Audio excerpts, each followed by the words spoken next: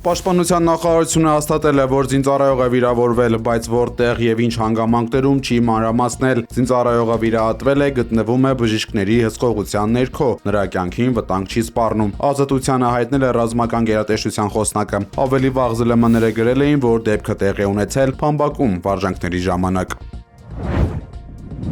Վաղը Վաշինգտոնում ԱՄՆ կոնգրեսի շենքում տեղի կունենա միջազգային համաժողով նվիրված Հայաստանի կողմից իրականացված ադրբեջանցիների էթնիկ զտմանը, հայտնել է Ազատություն ռադիոկայանը, հղում անելով ադրբեջանական ապագործակալությանը։ Լրատվամիջոցի փոխանցմամբ ծրագրված հավաքի կազմակերպիչը 2023 թվականին Ադրբեջանի կողմից ստեղծված Բաքվի նախաձեռնող խումբն է։ Ադրբեջանի կողմից ֆինանսավորվող այս կառույցը իր գործունեության սկզբնական շրջանում հանդես էր գալիս ֆրանսիական գաղութատիրության դեմ պայքարի դիրքերից։ Հետագայում խմբի գործունեության թիրախում էին հայտնվել նաև Հնդկաստանի իշխանությունները։ Վերջին ամիսներին Բաքվի նախաձեռնող խումբն իր գործունեության հիմնական շեշտը դրել է խորհրդային Հայաստանում բնակված ադրբեջանցիների էթնիկ զտման թեմայի վրա։ Ադրբեջանական ապագործակալության փոխանցմամբ Վաշինգտոնում կանալիք համաժողովի մասնակիցները քննարկելու են Հայաստանից նախկինում արտաքսված ադրբեջանցիների վերադարձի հարցը։ Օրակարգում ընդգրկված է նրանց սեփական բնակավայրեր անվտանգ եւ արժանապատիվ վերադառնալու իրավունքի պաշտպանությունը միջազգային հարթակներում մշտապես պահելու անհրաժեշտությունը, հաղորդել է ԱՊԱ-ն։ ԱՄՆ Սենատը հավանություն է տվել Իրանի դեմ Թրամփի գործողությունները սահմանափակող բանաձևին։ Ուժ կիրառելու համար այսուհետ նա պետք է թույլտվություն ստանա կոնգրեսից։ Փաստաթղթի ընդունմանը կողմ է քվեարկել 50 սենատոր։ Այս բանաձևը համատեղ է, այսինքն ընդունում են ԱՄՆ կոնգրեսի երկու պալատները, սակայն օրենքի կարգավիճակ չունի եւ նախագահի ստորագրություն չի պահանջում։ Ավելի վաղ ներկայացուցիչների պալատը ընդունել էր բանաձևը 215 կողմ ձայնով, դեմ էին հանդես եկել 208 կոնգրեսականներ։ Իրանն ու Օմանը Մասկատում կայացած բանակցությունների արդյունքում պայմանավորվել են ստեղծել համատեղ աշխատանքային խումբ։ Այս հանձնախումբը պետք է քննարկի Հորմուզի նեղուցի նավարկության նոր կարգը, մատուցող ծառայություններն ու հնարավոր վճարների ներդրումը։ Կողմերը վերահաստատել են նեղուցի տարածքային ջրերի նկատմամբ իրենց ինքնիշխան իրավունքն ու կառավարման նոր մեխանիզմների մշտական մտադրությունը։ Մինչ այդ այս ռազմավարական ջրուղով նավարկության համար տարանցիկ վճարներ երբևէ չեն գանձվել։ Ուշագրավ է, որ Օմանի արտգործնախարարն ընդամենը 1 օր առաջ էր հայտարարել ազատ եւ անվտանգ անցման սկզբունքին իրենց հավատարմության մասին։ Վճարովի հիմունքներով նավարկությունը կարող է լրջորեն սահմանափակել ազատ տեղաշարժն ու լրացուցիչ ֆինանսական բեռ դառնալ միջազգային առևտրի համար։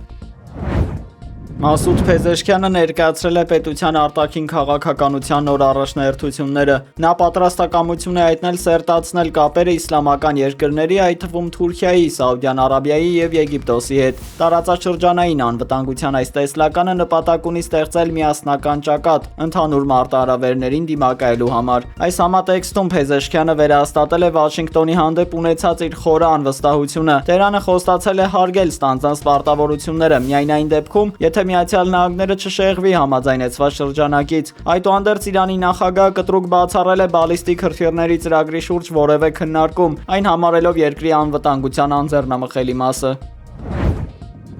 Դոնալդ Թրամփը հայտարարել է Հորմուզի նեղուցով նավթի տեղափոխման պատմական ռեկորդի մասին։ Նախորդ օրն այս ռազմավարական ջրուղով անցել է 19 միլիոն բարել հումք։ Սպիտակ տան ղեկավարն այս ցուցանիշն ու վառելիքի էժանացումը կապում է Իրանի հետ ձեռք բերված նոր համաձայնությունների հետ։ Ըստ Թրամփի, Թեհրանն արդեն անվերապահորեն համաձայնել է իր միջուկային օբյեկտներում իրականացնել անժամկետ եւ խիստ ուղումներ։ Իրանի ապասառեցված միջոցները կփոխանցվեն բացառապես ամերիկյան վերահսկողության տակ գտնվող հատուկ հաշիվների։ Այդ գումարներով Թեհրանը կարող է գնել միայն Միացյալ Նահանգներում արտադրված սննդամթերք եւ դեղորայք։ Այդուհանդերձ նախագահի այս լավատեսական պնդումները դեռևս կարիք ունեն փաստացի հաստատման եւ միջազգային արձագանքի։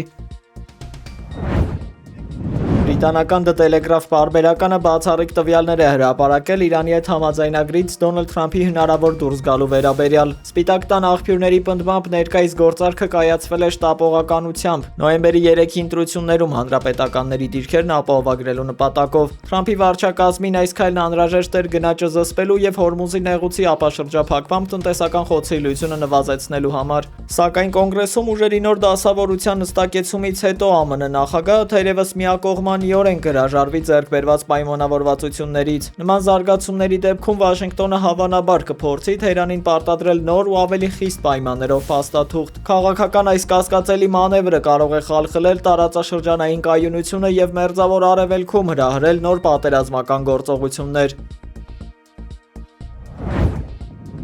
Վաշինգտոնում մեկնարկել է Լիբանանի եւ Իսրայելի միջև բանակցությունների 5-րդ փուլը։ Այս գործընթացի ֆոնին Լիբանանի նախագահը հստակեցրել է պաշտոնական Բեյրութի սկզբունքային դիրքորոշումը։ Նա անընդունելի է համարել իսրայելական ռազմական ներկայությունը երկրի հարավային շրջաններում։ ԱՈՒՆ-ը միաժամանակ բացառել է ցանկացած օտարերկրյա միջամտություն։ Լիբանանի առաջնորդի համոզմամբ երկիրը պետք է վերջնականապես ձերբազատվի թե օկուպացիայից, թե արտաքին հովանավորչությունից։ Նախագահը հույս է հայտնել, որ բանակցությունների այս փուլը վճռորոշ կլինի ազգային ինքնիշխանության լիակատար վերականգնման համար, սակայն այս հավակնոտ նպատակների իրագործումը դեռևս մնում է լիբանանյան պետության ամրության եւ քաղաքական կամքի հույսին։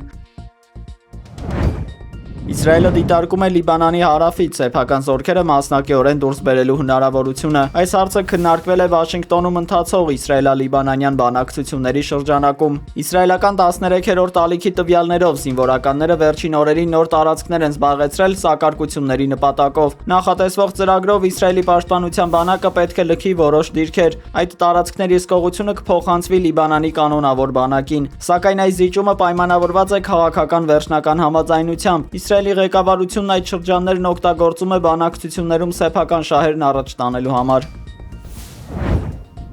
Վլադիմիր Պուտինը կառավարության անդամների հետ խորհրդակցության ժամանակ հայտարարել է Ուկրաինայի հետ խաղաղ բանակցությունների վերսկսման պատրաստակամության մասին։ Որպես երկխոսության հիմք նա մատնանշել է դեռևս 2022 թվականին Ստամբուլում նախաստորագրված պայմանավորվածությունները։ Կրեմլի ղեկավարը միաժամանակ պարտադիր է համարում ռազմական գործողությունների գոտում ձևավորված իրողությունները հաշվի առնելու պայմանը։ Բանակցային գործընթացը նա պատկերացնում է Անկորիջի քննարկումների եւ Ռուսաստանի Դաշնության արտգործնախարարությունում իր հնչեցրած նախկին սկզբունքների հիման վրա։ Զուգահեռաբար նախագահը հանձնարարել է շարունակել զինված ուժերի հզորացումն ու տնտեսական ցուցանիշների ապահովումը բոլոր ուղղություններով։